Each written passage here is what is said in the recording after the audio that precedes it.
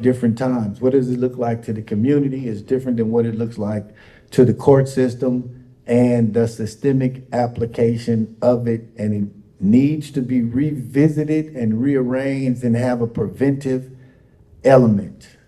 There needs to be investment in survivors and those who have been traumatized by the experiences that we've been through to keep them from entering juvenile hall at 9 years old or for getting 22-year sentences for committing crimes and making decisions that are instantaneous that you don't realize the direct consequences. I think that this is important, but we must realize that the survivors of these crimes, they need help. They need therapy. As Miguel has said, there needs to be investment in that because there's a large number of folks who are questioning why they were harmed, who think that if I had not went to this particular place, if I had not made this decision, then no one should have to walk around carrying such a burden, feeling like they're responsible for their own harm. Systemically, the judges that are responsible for the implementation of some of these restorative justice practices need to be trained on the value of it because they're entering into the space with the lock 'em up mindset and have to be convinced of the value of. When they're in that position, they should know that this is something that's really important. This is something that makes both survivor of violence, of crime, and those who are perpetrators of violence, a crime, to give them their humanity back, to put folks in a space that they understand and have the ability to apologize across the table from someone that's been harmed, which is really a hard thing to do. And I see it frequently every Wednesday where someone who have lost their children, there are folks in our space who have lost all their children to violence. And they have to sit across the table when they don't have to, but they choose to, with folks that they know may have been perpetrators of violence, and they are only able to do that through a level of forgiveness. But how do you do that journey without help? There are a lot of folks who have been lucky, but there are a lot of folks that need support. And in a restorative justice space, in my opinion, there needs to be investment in the survivors. At some level, the state has to step out of the way and let those who have been harmed step up and be taken care of. And thank you all for creating this space. Thank you guys so much for your testimony and for coming and sharing this with us and being brave enough to talk about your experiences. I heard a couple of things. We're going to talk about the Ready for Life program. What year did it start? Because you said it's a 3-year program and we don't want to, this is something maybe we could do next year to make sure it doesn't expire. Yes. And then we had another question.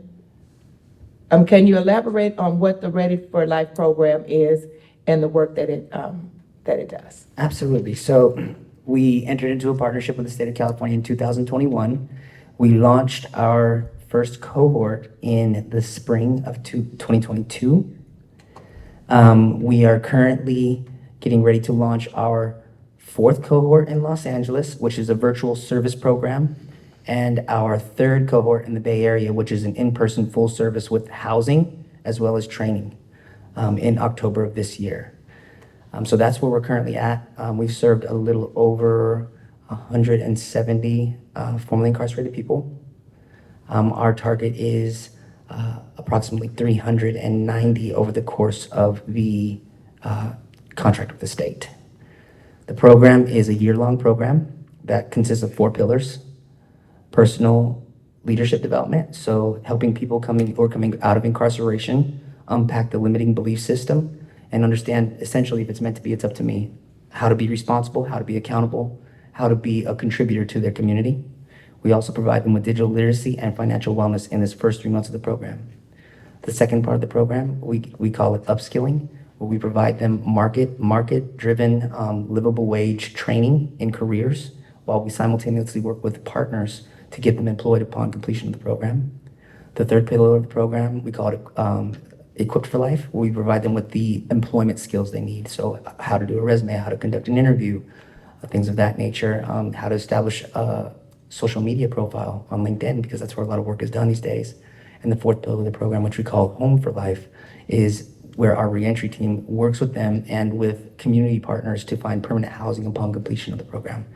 We pay the participants a $1,000 a month stipend to take off some of the cheat of living because it is a very intensive program. Most recently, we launched the program with the eye on the technology industry, tech and tech adjacent, and we are currently doing a market analysis to make sure that we are serving all of the needs of not only the community, but people coming out of incarceration who don't necessarily want to sit behind a desk and click away at a computer all day. Thank you. You said 3 years, so this program might be coming up to expire. Yes, we have a little over a year and some change left to fulfill the contract, and yes. So that's one thing we could put on our list, is looking at how we can go back and expand that. The second thing I heard was about therapy and services. So Miguel, you receive services from Homeboy industry, not from the government. So are there any, and I don't even know this, are there any programs that the government provides when you come out for therapy or inside for therapy? Are there any therapy services? Well, first of all, is you have to get the person to therapy and to understand that therapy is going to help them. It's like I said, for me, when I first got out of prison, I said, no, we don't talk about our problems. So it's about creating a safe environment, and that's what Homeboy has done. That's what we got over 10,000 people coming in every day through the doors every year. 10,000 people coming in to see what kind of services they need. As we walk in through the doors, we don't know what we need. We as nobody has got out of prison, we need help. And therapy is one of those things that they really push on you, like, hey, you might want to talk to somebody about your problems. And then it becomes a normal thing. Now, at Homeboy Industries, it became normal for people in our community to say, hey, how can I get into therapy? How can I get some help and talk to somebody about my problems? But it also takes a culture. It's a culture change. It's a switch.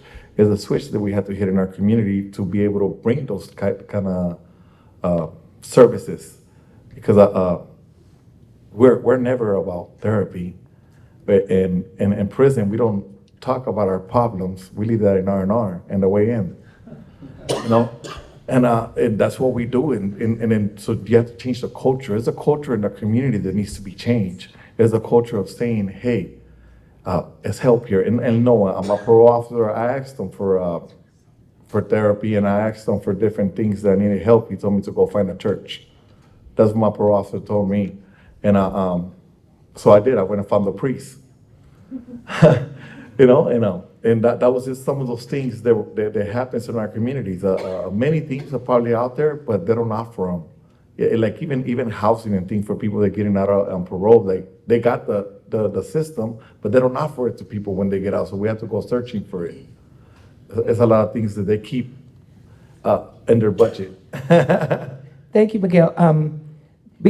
For us, for all of us, for African-American folks too, we don't talk about therapy. It's like, your little boys start crying and they used to say, well, dry your tears up and don't cry. Suck it up.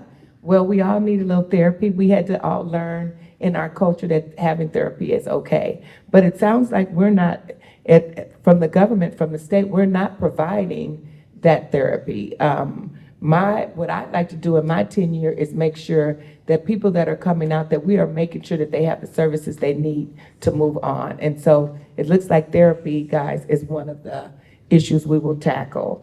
One last question for each of you. How have you been able to forgive others, and how have you been able to forgive yourselves?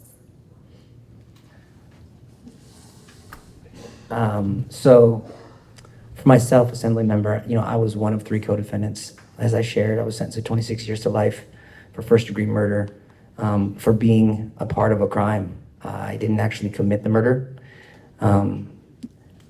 So there was a long process of forgiveness of my co-defendants and myself.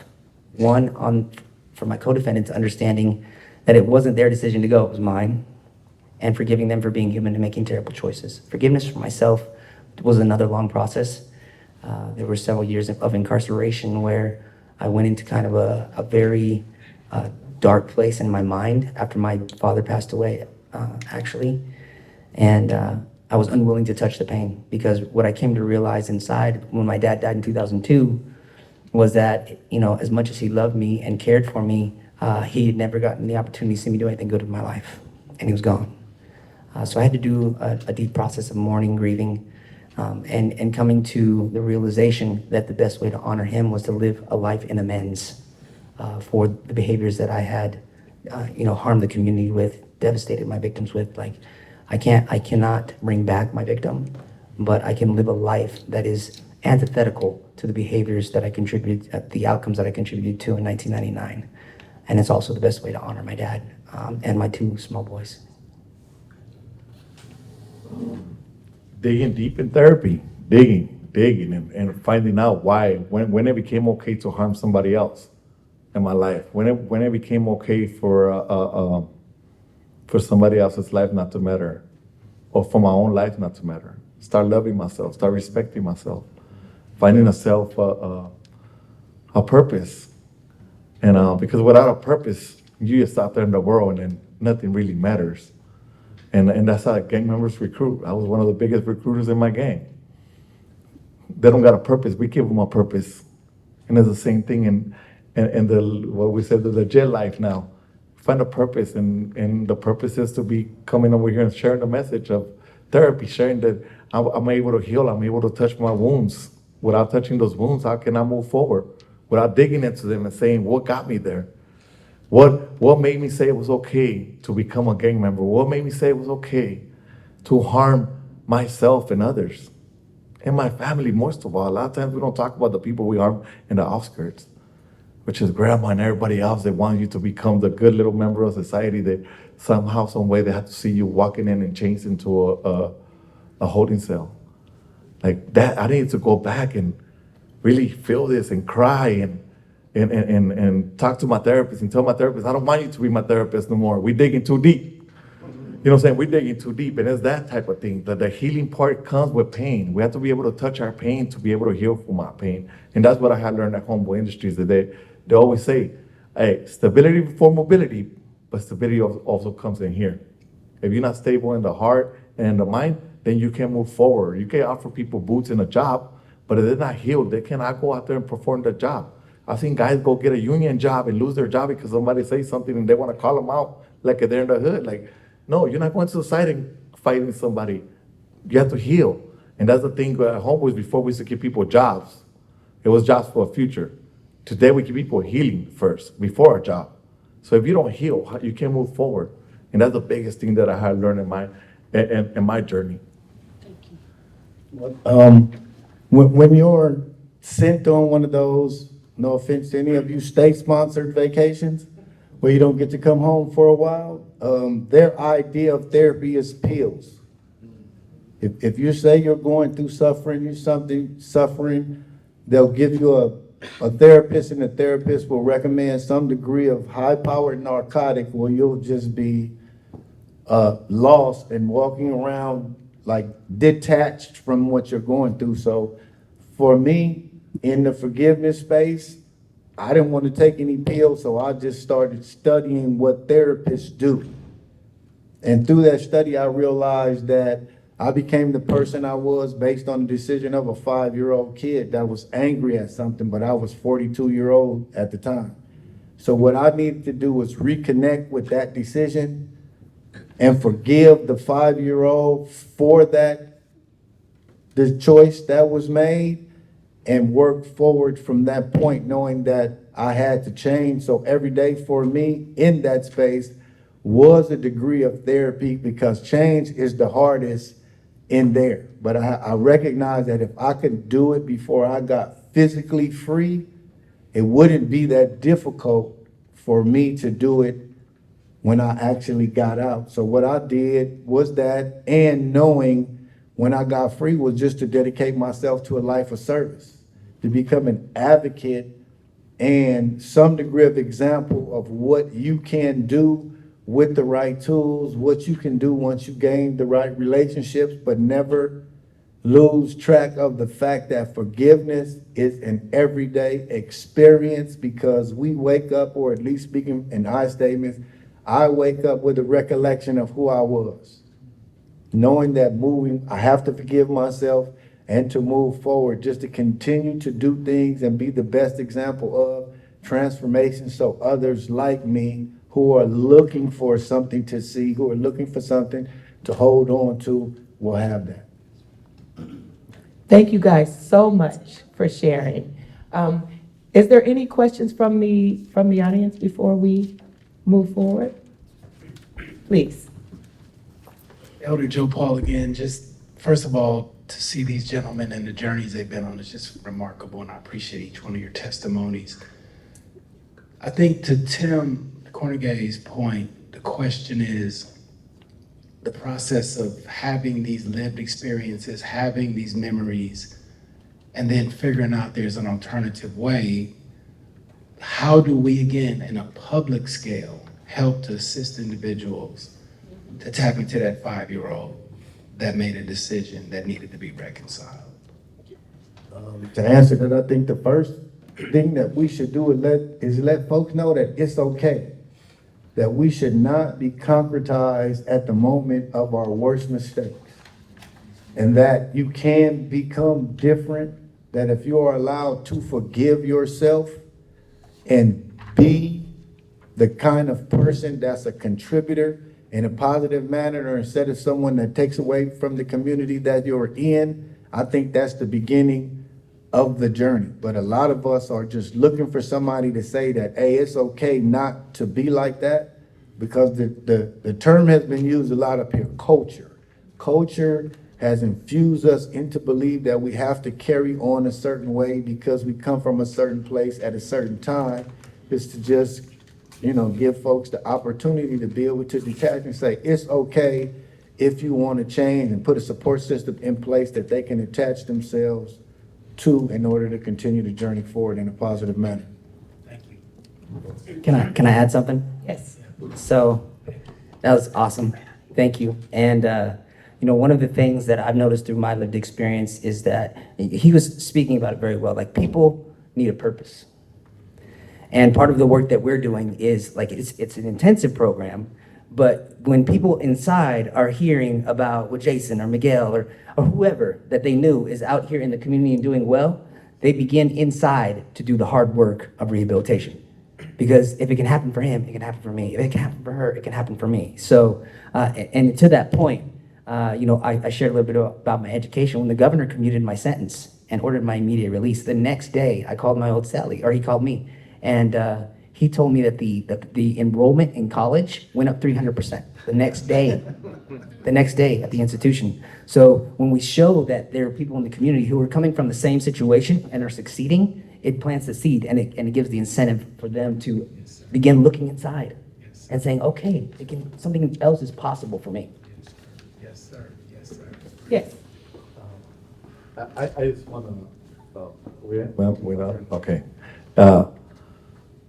Wow, it's just, we just need a safe place. That's it.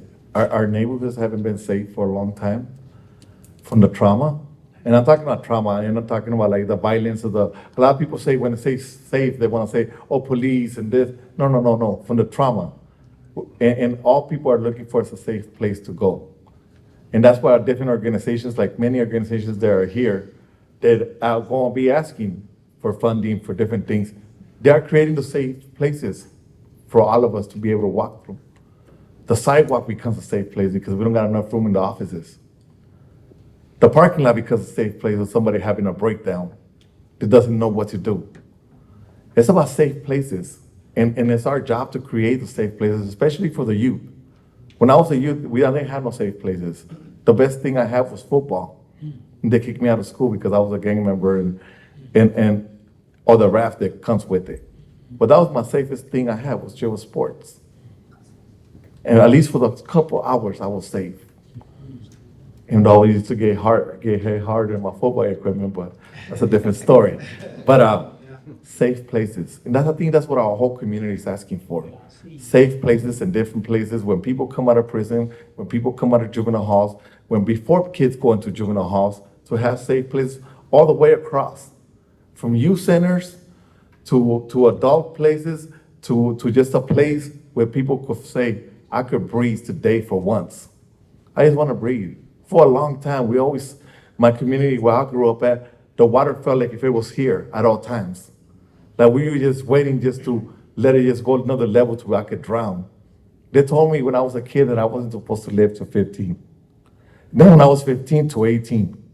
And then when I was 18, I was in prison with life. So it was already a thing that was created. And that's the thing that we need to break. We need to break that cycle. We are the new generation of people that are coming out here that we have to make a difference. And I'll be damned if I don't. Yes, sir. Yes, and I look forward to working with you to make that. I'll be damned if I don't either. Michelle?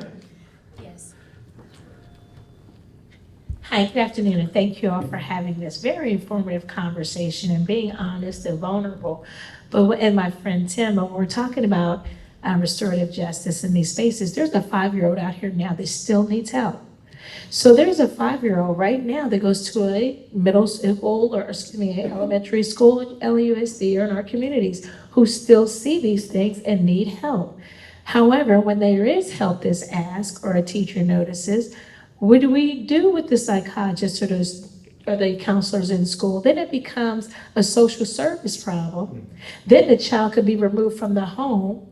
And then it becomes a life cycle of foster care, court, when this child was just trying to say, I need healing, I need help, I've seen something. So what we have to do when we're having the conversations of restorative justice, we need to add a protective component to that. And honestly, when we say making something a safe space, be true about making it a safe space. Let those children know it's okay to tell me what you've seen, and then get the parents to wrap around services that they need to address the lack of services that this child requires. Because the missing that component is when the children act out, when they go and get the gun because they want to defend their mother who's being beaten by her paramour, what have you. So when we talk about restorative services, restorative justice, let's make sure that the unintended consequences does not destroy and break down the entire component. That part. Thank you. Thank you. Yes. You know, I heard a lot from this panel that we have to take back and make sure that we get some funding for. I love what Michelle said about the schools, because I was just thinking about, I'm sure we don't even have our psychologists in schools anymore, where we see something happening with a 5-year-old kid and we pull them in. Right, they want to police, that's not what we need. Well, we could pull the 5-year-old in, give them some services. I love what you said. Then give the parents some wraparound services. And what you said about football, we see a young man in gang, we shouldn't kick them out of school because we're just putting them on the street and getting rid of them instead of trying to help them. So I thank you guys so much for giving us yourselves and being so vulnerable with us and giving us this information. And believe me, I'm going to take it and use it. Thank you, guys. Thank you. So our next panel, we have Susan Burton, Pastor Eddie Anderson, and Kevin Orange, who will discuss the community perspective. Oh, Kevin couldn't make it, so it'll be Pastor Eddie Anderson and Susan Burton, who both of these guys can handle this panel. Welcome and thank you guys for participating. Again, I'm also asking the public to be courteous, which we have had no problems here. And let's get going, you guys. We'll start with Ms. Burton, and Ms. Burton, I look forward to hearing from you. All right.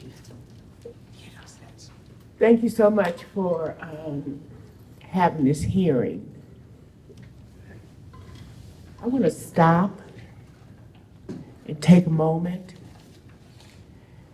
and just a moment of silence for Sonia Massey and Adrian Boulware, who recently died in the California State Prison.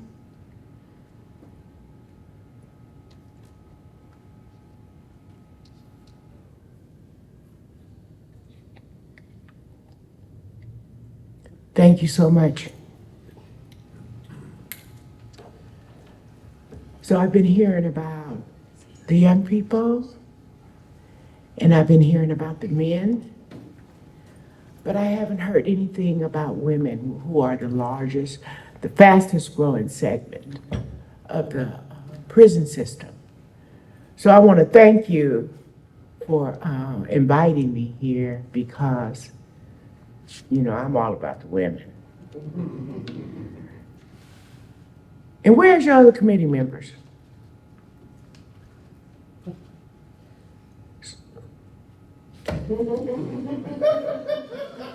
I'm gonna leave that one. All right. When you get back up to SAC, tell them as Burton said, they truant. We know what happened with truancy, but anyway,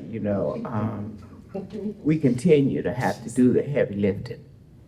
But thank you for this panel to think about, this hearing to think about and talk about restorative justice.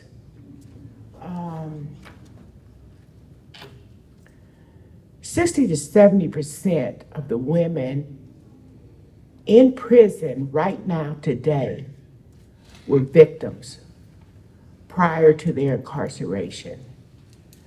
I myself was a victim in the way that I didn't choose, it was the only option that I had to deal with my victimization and my harm was illegal drugs.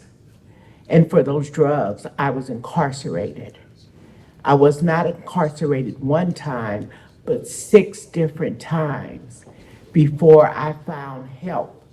The help that the previous panel was talking about, therapy, drug treatment. I'm a solid member of Alcoholics Anonymous. What I found out that, I wasn't a bad person, I was a sick and harmed person. And that there was treatment for me, there was therapy for me, there was services for me, but I only found those services in Santa Monica, where those people were sent to rehabilitative services and got court cards and was diverted from incarceration. I couldn't understand for the life of me why it didn't happen in South LA, where substance use was so rapid and harm and stuff was happening at the rates and levels that it was. But nonetheless, I received those services. I began to heal, and I came back to my community. So 60 to 70% of women incarcerated in state prison were victims of violence prior to incarceration. And now we call them perpetrators and offenders. What a flip.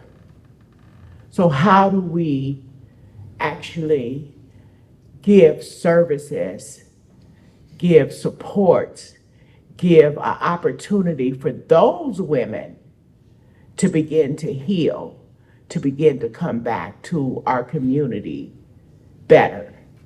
I need to let you know, every time I was released from prison, I was released a little worse off than I was when I entered. So at the end of those 6 prison terms, I was a mess. Thankfully, I found Santa Monica. But then I tried to create, or I am creating, what I experienced in Santa Monica in South LA for women coming back. Before I leave here, so I want to say, I brought an article for you, and all the other members who ain't here, they missed their article.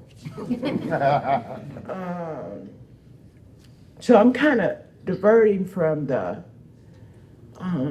restorative justice, because there's some justice that need to be happening right now for those folks that are locked up, not only in women's prisons, but across California in all the prisons. So recently, there was a California workers, California finally approved indoor heat rules for all workers and people except the ones that are working in prisons and that are held in prisons. And we have people dying from heat in California prisons and falling out from heat in California prisons. And this is something that we can do administratively or right now. So this article, so you're gonna take it back to them, Tina? Yeah, know I am. Assemblymember McKinnor, you're gonna take it back to them? You know I am. So it says, help us, we can't breathe. And again, a woman died recently, and when this hit, I was like, really? The other thing I want to talk about in regards to women is women who are going through menopause inside of prisons. Prisons were created for men. Women are held there, fastest growing segment, and there's no recognition, accommodation, or medical services for women who are going through menopause. If I'm in prison and I go to work and I can't go to work, I get another day added onto my sentence.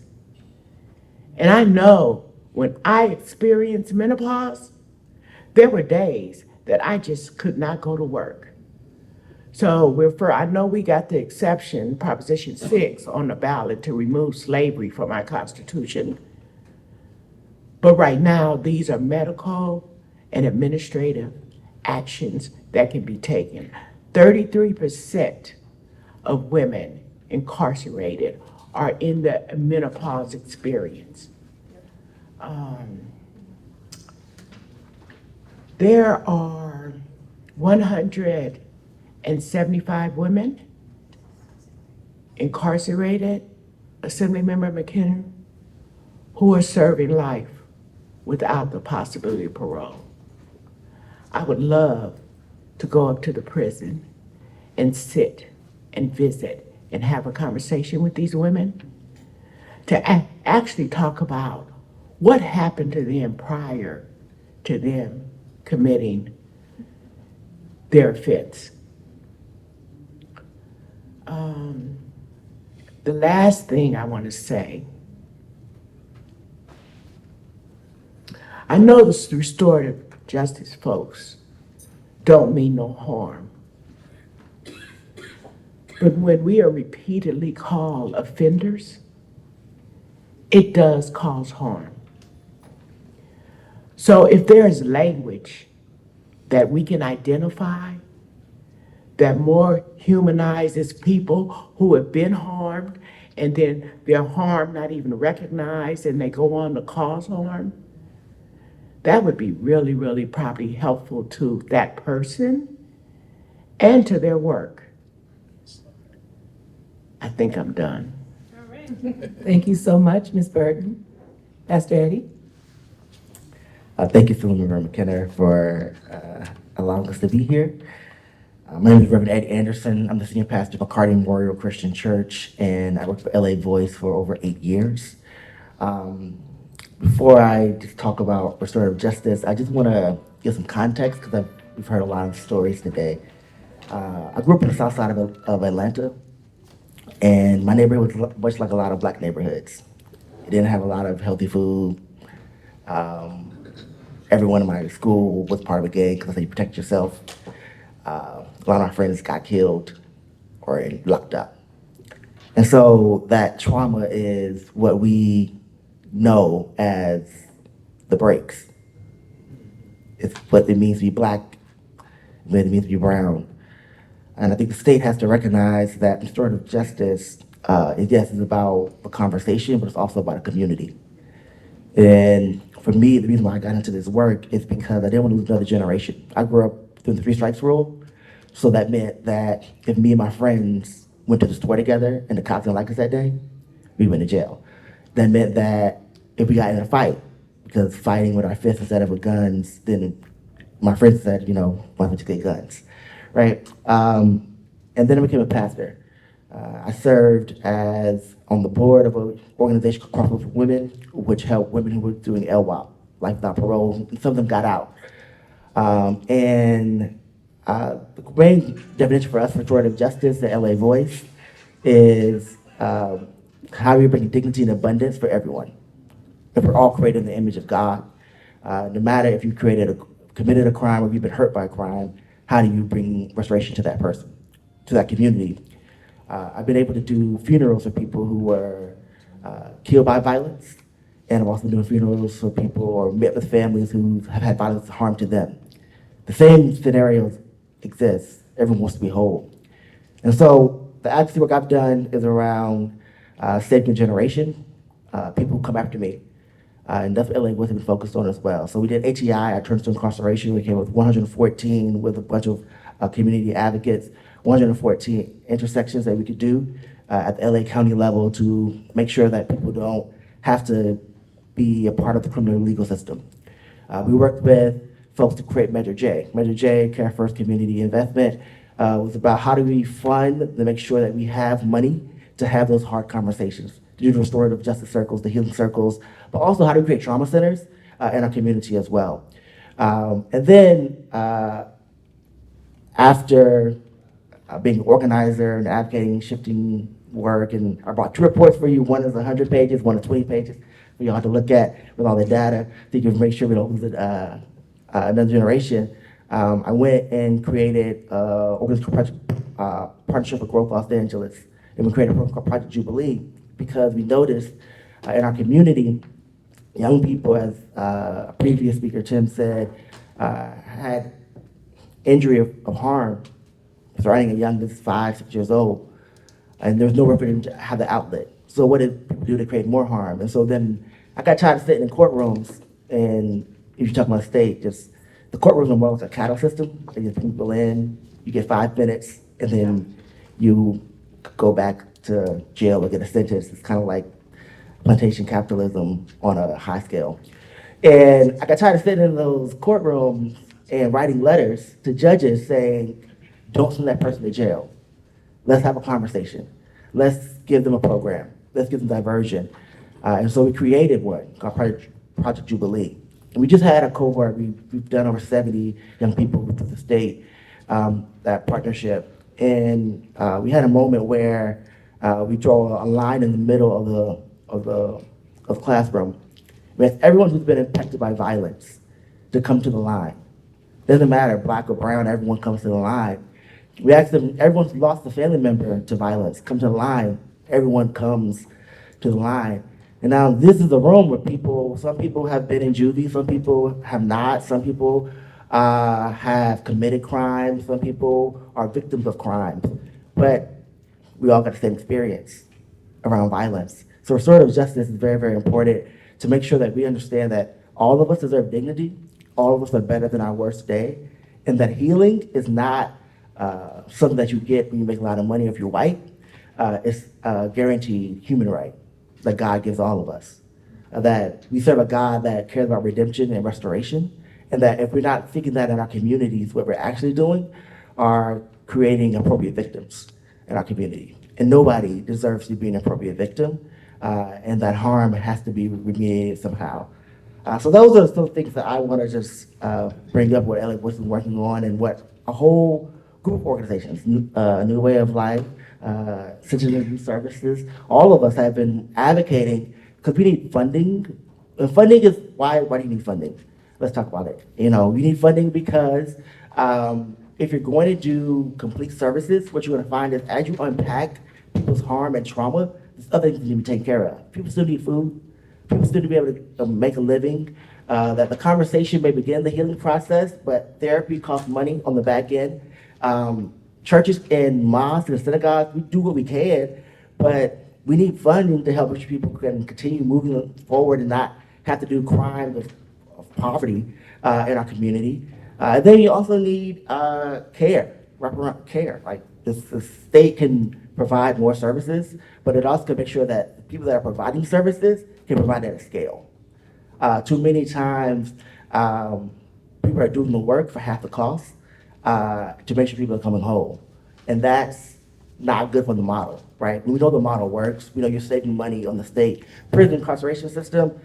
We can close down the jails, but if people are doing it for half the cost, it's not an attractive career, and quite frankly, it's the burnout. And so those are things we have to address. We talk about restorative justice and how do we make sure we bring it to scale on the state level. And I'll stop there. Thank you guys so much. You are right, because I keep hearing about the programs, and people are servicing 100 and some odd people. We know that's not enough. We know it needs to be at scale. And since we're saving money on these beds, we should make sure that this money is going back into the community where it's needed. One of the most important factors in reducing recidivism is access to housing. Ms. Burton, can you elaborate on your work to provide housing to formerly incarcerated women? Yes, so we have 12 safe homes across LA County. And we have to keep buying more and more homes. The numbers of women who are returning to our community and the number of senior women who are returning to our community, there's a need there to really expand those senior services. And it takes a lot of resources because, you know, women have been incarcerated 30, 40, 47 years. And they've been in those concrete, hard, I don't want to be harsh, but it's really harsh, where they've been in those concrete, almost like tombs. And they're coming home on walkers. They're coming home in wheelchairs. They're coming home with canes, with high medical needs, where it might take 300, upwards of 350,000 to house them in a prison. They're leaving prison. They've worked for 30, 35 years. They have no Medicare. They have no quarters in their Medicare system. There's high needs, and there's nowhere for them to go. And the Board of Prison Terms calls us, and we want them out. So we say, send them home.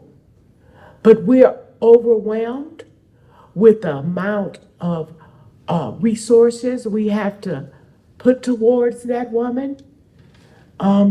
We need resources for seniors coming home out of prison. And I see this on the male side also.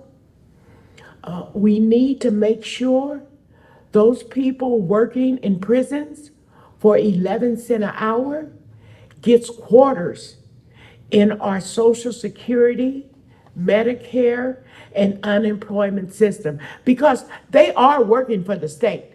Come on now. You know, so we keep expanding. You know, we house women. We have a model that has primary reentry services, and then we have, if they go on to independent living in the homes. So we need designated housing, permanent housing for folks that are coming out of prison. We just bought some land. We want to build on that land, and I'm gonna ensure that is for formerly incarcerated women and their children. Not many resources go to women. We got to change that. We need more housing. We need more opportunity for expanding our services. We actually have taken our model and we have taken it across the world. We're in 26 different states. We have about 50 homes that are replicating a New Way of Life's model. 3 of them are in African countries, Nigeria, Kenya, and Uganda. And we're going to keep ensuring that women have a place to go. We need resources to scale our model across the entire state of California and close down those prisons. So that's about the housing. And the other thing, you talked about, can the state do counseling? No, the state cannot do counseling. No, I want them to pay for it, not, They can give us the resources. there you go. And not make the reporting too heavy. We are accountable and we do report. But sometimes those state agencies are really ridiculous in the level of I's and T's that they want dotted and crossed, and the way. Oh no, don't slant the T this way, slant the T that way, so to speak. So anyway, yeah. Thank you. You know what I mean? I do. Tell them about it. So, Pastor Eddie, I want to go back to a little bit of what you said about the youth. How does your organization gather and respond to feedback from the community members about restorative justice, about your restorative justice program? Well, so our program has a 92% retention rate. We get that through community conversations. So we respond, one, through listening, calling together community like groups and focus groups, but also through other referrals and agencies. So we work with Youth Build, USA. We work with Janet Kelly's organization, Sanctuary of Hope, as well. And then we work with other congregations and schools to see who they refer. And we also get young people from probation. We intervene. we step in and help people get free. And so, because the gentleman said that his probation officer said, go talk to your pastor at some point. He said, go talk to your pastor. So are faith-based organizations able to access grants from the state? So, not really. Because the state has such a high bar, as Susan said, around reporting, and a lot of the state grants are reimbursable. So if you don't have liquid capital to put forward, you really can't get a state grant. Even for agencies like mine, once you get the grant, you gotta be able to front the cost. So one thing the state could do is lower the bar for proven messengers and proven programs to scale without having to reimburse the funds. If you gave us the funds at the front end, you care, a care first budget type of model, then I believe through reporting, you will be able to see the results that you want to see. A lot of faith institutions don't have that kind of infrastructure to do that, although we are on the front line. If someone gets harmed or shot, they do call the pastor at all times. It's a 24-hour job. But the services are limited because then we call other folks and try to outsource the services, and people just don't have capacity. Thank you. Ms. Burton, what have been the outcomes for the women that's been in your homes?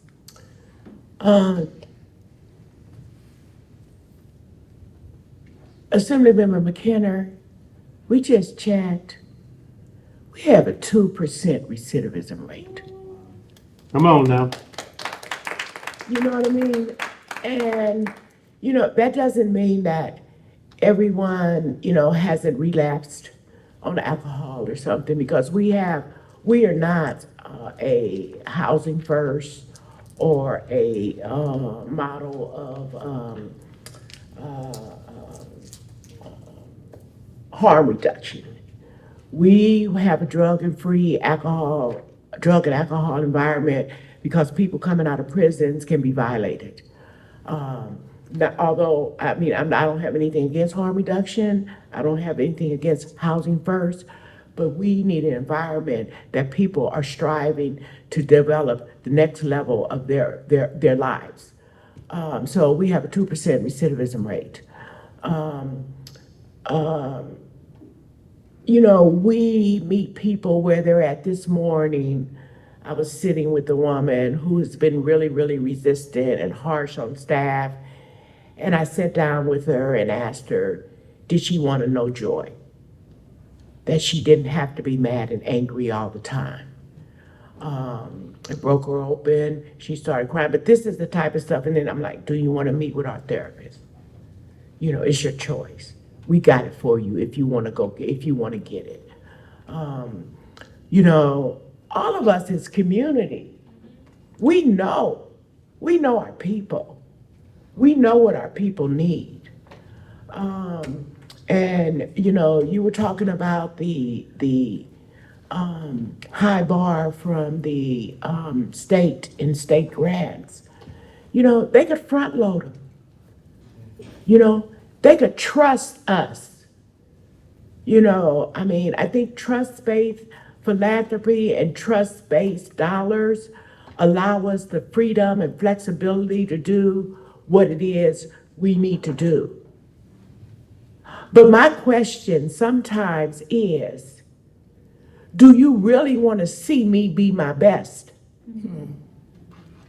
You know, because given the opportunity, we can be our best and we can show our community, lead them to be their best too. So sometimes I don't even need to ask the question. I just have to go on and be my best. But did that answer your question? I think I went off on a rant there. No, you answered it.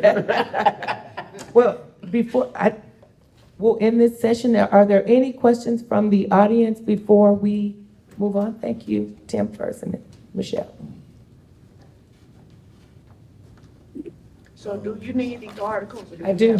Okay. I want all of that you guys gave me so I could share it with the absentee. I got a question for Ms. Burton. She said something that's kind of scary, and that's the fastest growing prison population is women. I'd like to know what the age range is for those women that are entering prison nowadays. 18 to 19, 3%, 20 to 24, 6%, 25 to 29, 14%, 30 to 34, 19%, 35 to 39, 18%, 40 to 44, 14%, 45 to 49, 9%, 50 to 54, 7%, 55 to 59, 5%, 60 to 64, 2.9%, 65 plus, 2.2%. There were some points there too, but I didn't go through the points, but those are the whole percentages of the folks the women who are incarcerated.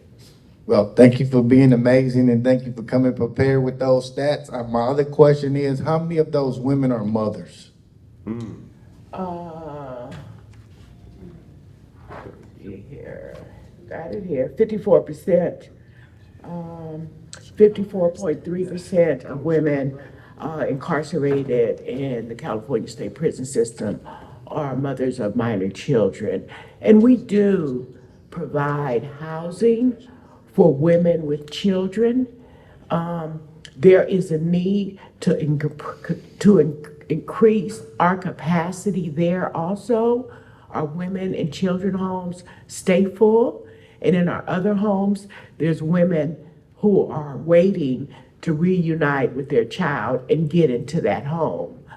So there's a need to repair the separation of our families, you know. And so we have a family reunification legal department that works in all three courts. You need a whole hearing on family separation and family reunification, because when you dig into that, it is horrifying what counties, cities, states, and federal governments are doing, you know, in separating children. And Michelle really coined it. She opened it up. It's like if a 5-year-old goes and said this happened, then they run to the house and snatch the baby and sometimes charge the mother. Instead of having a way to help mitigate what's happened and repair to go forward. And then it just cascades into so much harm and distress for that family and for our community. You know, I'm a board member with Alliance for Safety and Justice. And we are working to create trauma centers not connected with police departments, where a 5-year-old, their mother, can walk into that trauma center and begin to get attention to repair whatever's happened in that community, in that family, for that child, for that mother. You know, something happens to you and you got to go to the police department. Shit. Poor Sonia Massey. Poor Sonia Massey. And that's what happens in our community. But had there been a trauma center or a place that we can go and resolve with our community, with our therapists, with our specialists, with our credible messengers. So, another rant. Well, thank you for being a champion for those who are often forgotten. Thank you, Tim. Thank you, Susan. Michelle? Yes. Before I leave, I just would like to ask a question first. Assemblymember McKinnor, thank you again for hosting this important conversation. We are aware that Governor Newsom has released a portion of the Proposition 1 monies in the $3.3 billion. Can there also be included, as we know, those who are coming home, returning home from incarcerated facilities are a lot homeless. A lot of their mental health is exacerbated being incarcerated. We know these funds are dedicated to homelessness, addressing our unhoused community members and those who are mentally challenged. Is there a space, because I haven't heard the conversation, for those organizations such as Ms. Burton, who is doing the work, to help receive some of those fundings, to continue to give care to those who are coming home from incarcerated facilities, and also addressing the needs of those suffering with mental health and substance abuse issues, so that we can lower recidivism. But I just haven't heard those in incarcerated facilities not being part of this conversation on a broader scale. And I just think that would be very helpful to our communities, especially those who are doing the work. Yes, there are opportunities to access these funds, and contact my office and contact my chief of staff here, Terry Johns, and we will help with that. But I don't know, Ms. Burton sometimes doesn't want to mess with us in these funds. I got land. It's vacant. And I feel like at some point I have a responsibility to the people I serve to go beyond sometimes what I might think. I tell them to go beyond, but so I gotta go beyond too. That's good. So we're gonna push you to go a little beyond and see if we can access some of these. I need these your funds. Yeah, some of these funds to help you help us. Yeah. Thank you guys so much for coming. You know, I tried to do the parent reunification this year too. The political climate at home in Sacramento has not been welcoming to these two, but we're gonna keep fighting it. I'm gonna go back and try them again and try these bills again as we continue to push. But I thank you guys so much for coming today and for participating.